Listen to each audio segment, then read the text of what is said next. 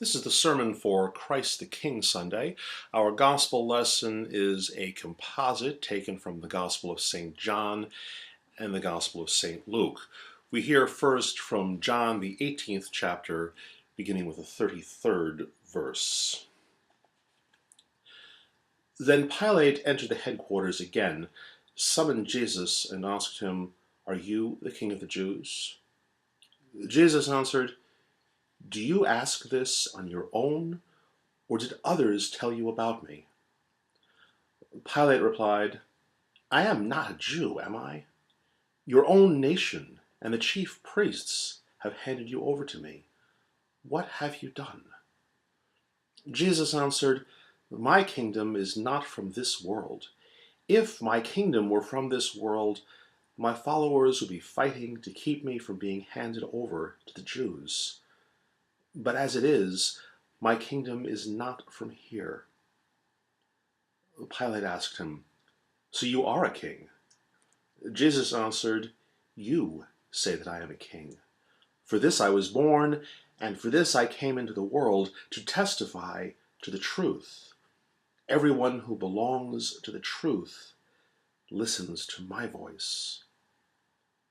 Pilate asked him, "What is truth?"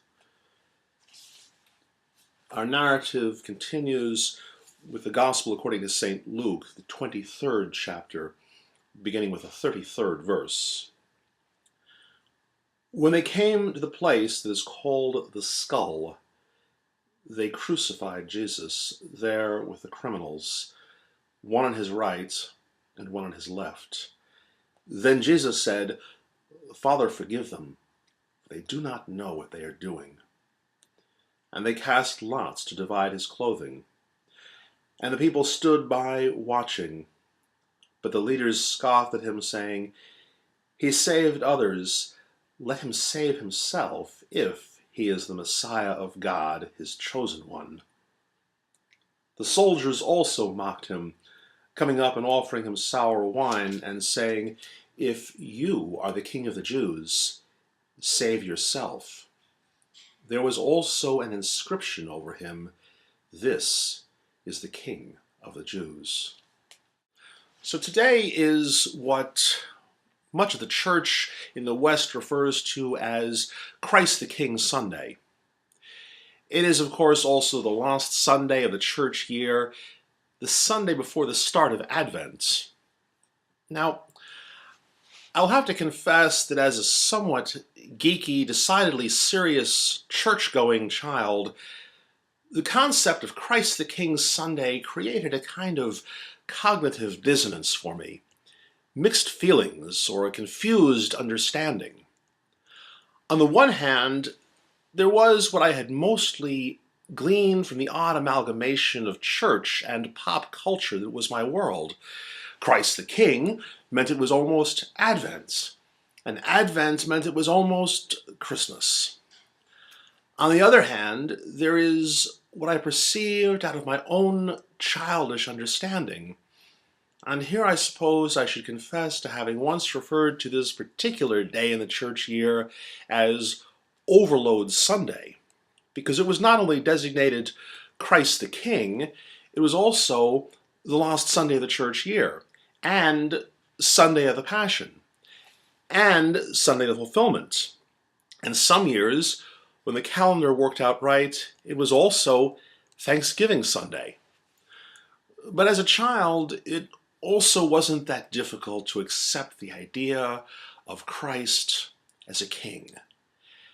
After all, he'd be coming back someday, in the words of the hymn, not as of old, a little child. He'd return, and then he'd rule, and things would be great. But then I was also told he's already a king right now, seated at the right hand of God. Indeed, all hail King Jesus. Well, by the time I had become a just as geeky, even more serious teenager, the concept of Christ the King wasn't making nearly as much sense. I suppose I'll add that my unease with Advent as lead up to the merrymaking and the conspicuous spending of Christmas had lost some of its luster as well. But perhaps that part can be chalked off to the end of childhood's innocence. Christmas, after all, isn't quite so magical when flying reindeer and toy-making elves no longer have a place in the pantheon of one's believing imagination. If Jesus was a king, I found myself wanting to ask, well, then what kind of job has he been doing? What kind of shape is the kingdom in? I suppose we might do well to ask ourselves the same question today. If Jesus, or God the Father if you prefer, is really in charge, if God is indeed sovereign as we like to proclaim, if in fact there is a God at all, why are things such a mess? Why are we, human beings, supposedly created in God's image, such a mess? By the time I was approaching adulthood, I was only too aware of my own shortcomings. A latent effect, I suppose, of being the geeky, serious kid who hangs out in the Lutheran church. One begins to realize that you really are a poor, miserable sinner. And perhaps I have ever offended God and justly deserved his temporal and eternal punishment. By the time I was a teenager, I already knew the avarice, the anger, and the prejudice that resided in my heart. I knew only too well all the insecurities and fears that governed my life. And I knew it was easier to sin than to do good. The funny thing was, I also knew in the scheme of things, I was probably, after all, one of the good people. A studious, middle-class white kid from Queens, New York. If I was that bad, what must the rest of the world be like? Somehow even a casual observation of the human condition might be enough to suggest that perhaps all human existence really is, in the words of a hymn, a deathward drift from futile birth. We continue to wall us up in this house of doom. We poison the air, and in the end, we lie down in the dust.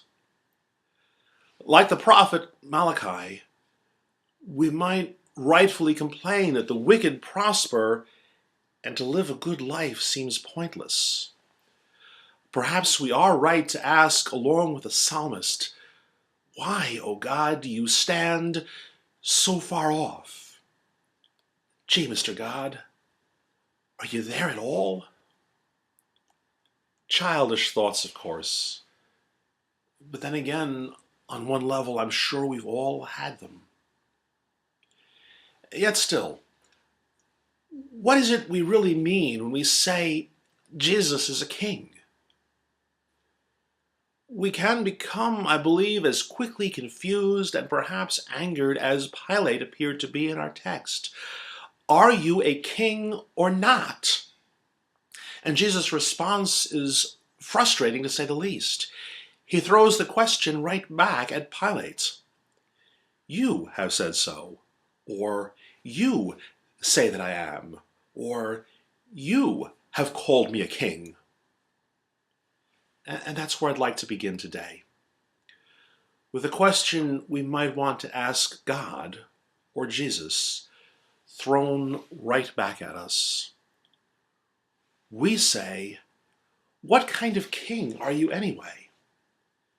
And Jesus asks us right back, well, what kind of king am I anyway? It may be difficult for us to relate to kingship in the United States. We don't have kings or royalty. Hollywood, the sports stars, perhaps even the heads of the big corporations may come close for us, but still not the same thing. Even countries where a monarchy remains, The king or queen is often more of a ceremonial figurehead than an actual ruler. But in Jesus' day, and throughout much of the world's history, a king's power was, at least in theory, absolute. In medieval Europe, the king was often thought to be the owner of the land, parceling it out to those whom he chose. Kings had power, authority, might. Kings lived in splendor, with the best of everything at their disposal, and an army of servants to do their bidding. But it seems that Jesus is not like that at all. Jesus was not about human splendor or comfort. Jesus, in fact, suggested that greatness was to be found in proportion to your servitude. Matthew 23:11 and Luke 22:26 record Jesus as saying the one who would be great must be servant, even slave, the Greek doulos, of all, in order to attain greatness. Of himself, he said in Matthew 20:28 that he came to serve, not to be served. This Jesus was born in humble, even questionable circumstances. He had no home, no property that we know of. And when he spoke of his glorification, he really meant his painful death on the cross. Now, if I am right in my analysis of the text, Pilate was getting pretty annoyed. He was, after all, trying to find a way to spare Jesus, and Jesus wasn't helping very much. But in truth, Jesus does make it pretty clear. Jesus always does, you know. It's just that we have a tendency to hear what we want, or at least only hear with the ears of our own human understanding. So perhaps Pilate didn't even really hear Jesus when he said, "My kingdom is not of this world." That and what comes next are, I believe, the linchpin upon which our understanding of Jesus the King turns. Jesus' kingdom is not of this world, and because it is not of this world, Jesus is not a worldly king. He is not about the human honor, which after all is based in rivalry. Just as a reminder of how this works, I can only be up if someone else is down. I might only be considered poor if I am compared to someone else who is esteemed wealthy. But that is the way of the world. If I say I am great, it can only be in comparison to what is considered not great. But not so in the kingdom of God. Not so for Jesus, the suffering servant, the one who washed his disciples' feet, the one who forgave his enemies with his dying breath. And the next statement is as important for us. Jesus goes on to say, "If my kingdom were of this world, my followers would fight." But it's not. And we who believe we are called to follow Jesus are not called to fight. Worldly kingdoms go to war. Worldly kingdoms rise and fall over war. Nothing is held in higher honor than a warrior in the earthly kingdoms. And now you might say, what kind of kingdom is that? That's no kingdom. And that can't be a king. No place like that can exist on earth. And you would be right. For the kingdom of God is no place. It's nowhere. or it is now here. You decide. You say I am a king, says Jesus. What kind of king am I? Asks Jesus. Nowhere, or now here. But either way, the kingdom of God is to be found, according to Luke 17:21, within us and among us. No one can say it is here or it is there, or even as some want to, it shall come at such and such time. For it is nowhere, and it is now here. And that is the place Christ would be king, within you, even as he builds his kingdom inside of you and among all of us, within our souls and within our communities. What kind of king am I? Asks Jesus. We can desire the Jesus of media legend, the warrior Jesus, the Rambo Jesus who is going to come upon the earth with guns blazing. Or we can proclaim Jesus as the servant king, the priest who made a sacrifice of his own life, that even his enemies might be transformed. The king in whom there is, in the words of 1 John, no darkness, no shadow of turning. And so as we say to Jesus, you are my king, as he builds his kingdom inside us, our darkness, our anger, our violence may be displaced by his perfect light. Listen now to the words of Paul in his letter to the Colossians as he reminds them and us of the nature and purpose of Jesus' kingship and the breadth and width of the kingdom he is building in us and building us into. He has delivered us from the domain of darkness and transferred us to the kingdom of his beloved Son, in whom we have redemption, the forgiveness of sins. Jesus is the image of the invisible God, the firstborn of all creation. For by him all things were created in heaven and on earth, visible and invisible. Whether thrones or dominions or rulers or authorities, all things were created through him and for him. And he is before all things, and in him all things hold together. And he is the head of the body, the church. He is the beginning, the firstborn from the dead, that in everything he might be preeminent. For in him all the fullness of God was pleased to dwell, and through him to reconcile to himself all things, whether on earth or in heaven, making peace by the blood of his cross. Christ is the light of the world, we read in the first chapter of John. The world did not receive him. The world prefers darkness.